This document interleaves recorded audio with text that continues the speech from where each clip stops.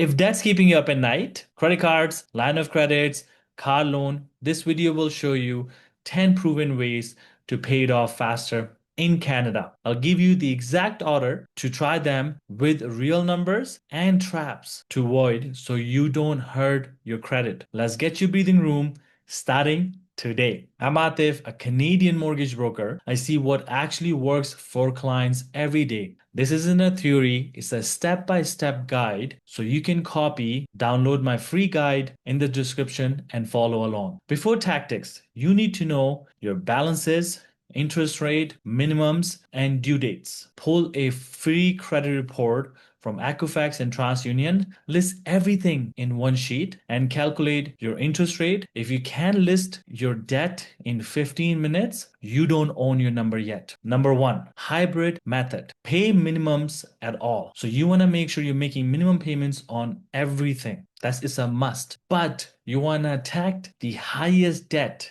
among 2 to 3 smallest balance with the highest interest rate. Number two, automate the overpayment. Momentum dies when it's manual. Set an automated transfer the day you're paid. Pay yourself first into debt, not last. Even $100 bi-weekly takes a huge bite over a year. Number three, interest rate negotiation. Call your credit card insurer, let them know you've been with them for years and you're exploring a balance transfer options and wanted to see what program they can offer for you to stay with them. Number four, balance transfer. I get the mails all the time. I'm sure you guys do too. You get 0% or 1.99 that you transfer the balance. If you are in a place where you are not making payments or you're not making minimum payments and it's getting too expensive, please use that option. It is basically a low or zero transfer promo. Buy that. Why? Because once you do that, your interest payment, it is very small compared to what you had. Usually it's 19% or more than that. But transfer, but remember to pay it off before promo ends and make sure when you transfer your balance, stop using the old card. Okay. Number five, consolidation loan. Easiest way to do it is you call a different bank that you never had any debt before or any bank that you know but you don't have too much debt with them and tell them you want to put all your debts into a one loan. Usually it's called 5x5.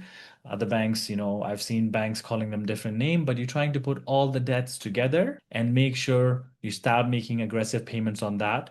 Again, things to avoid, stop using old cards or line of credits that you had before. Number six, HELOC or mortgage refinance. That's why I'm here. I'm a mortgage broker. If you need help with that, give me a call. I'll take a look how much equity you have. And then based on that, I'll be able to guide you how much money we can take out to pay off the debts. A lot of time clients do not want to take out the funds from the mortgage because they're trying to pay as fast as possible. But if you're in a place where your payments are getting higher and higher every month, please call your bank or a mortgage broker and we can help you with the mortgage refinance. Number seven, debt management plan. It's a non-profit credit counseling companies. They're Canadian non-credit credit counseling. They can negotiate lower interest rate, one monthly payment without bankruptcy. They can, close your cards.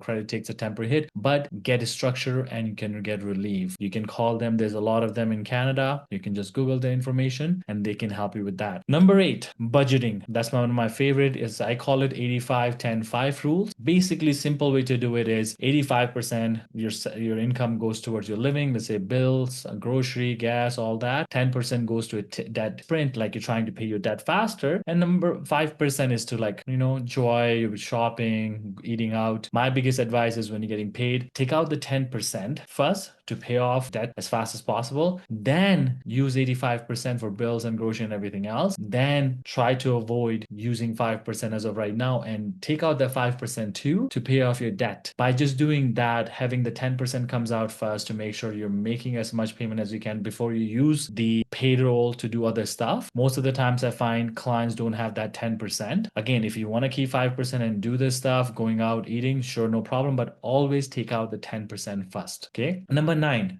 income upside in 30 days. And that's, again, it's the best way to do it is just get a second job. I know a lot of people like, I don't want to do this. I don't want to have a second job. I'm already working too much, but it makes it super simple. How, if you take 1 or 2 days extra shift for your, your work, or you can have a second job, take all that money and pay towards the debt. Don't take that money to do anything else for now. Just pay as fast as possible towards your debt. Okay. Number 10, and that's what I call it behavior locks. When you get to the point where you're like, okay, this is now too much, you can cut your credit if you want to, or you can stop your limit where it is now, or you can lower it to. What it does is you cannot use over your limit. A lot of clients of mine, when they're trying to pay off the debts, they'll actually throw away their cards, or even they freeze their credit cards from their banking app, so they're not allowed to use it. Or you can cut your credit cards and throw it out. I've seen people doing it too. Why you want to do it is if you don't have access to it, you're not going to use it. Whatever money you're putting down on that credit cards or line of credit, what it does, it just lower the balance. That's one of the best trick I've seen people using it. So please make sure to use it. If you're paying it off and then you're seeing yourself using it for things that you don't need, have something that is stopping you from using that credit card. Final traps to avoid. When you're paying off your any kind of debts, please try not to use it for any reason. Okay, never ever get a credit increase limit if you don't need it, because if you're getting to the point where you keep increasing your limit, means you're going over your living expense, and you're going to get to the point where you can't come back. So stop accepting that credit limit. Okay, last thing is, don't be scared to refinance your mortgage. If you have some equity, try to take out the money to just play rewind, or just stop and then go back from day one. Makes it so much easier for you to start your life, or put the debts towards one loan, but it makes it so much easier to go that route. If you want a custom plan, I'm happy to help. Grab the free data sprint worksheet below and book a 15 minutes call. We'll map your numbers, show your fastest path, and if it makes sense, see whether a line of credit or HELOC or refinance will save you real money. Subscribe for more Canadian money playbooks.